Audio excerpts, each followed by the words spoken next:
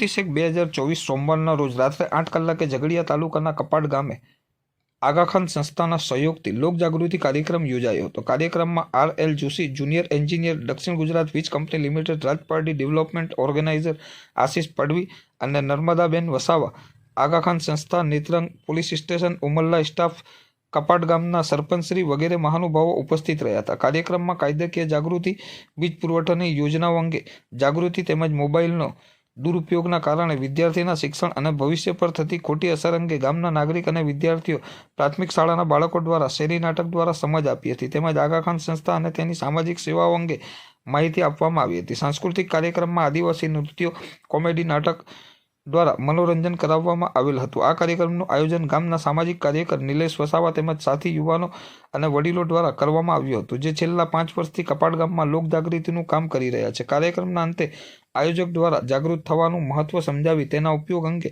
શ્રોતાઓને માર્ગદર્શિત કરી ઉપસ્થિત સૌનો અને સહકાર આપનાર સૌનો આભાર વ્યક્ત કરી કાર્યક્રમની પૂર્ણાહુતિ કરવામાં આવી હતી।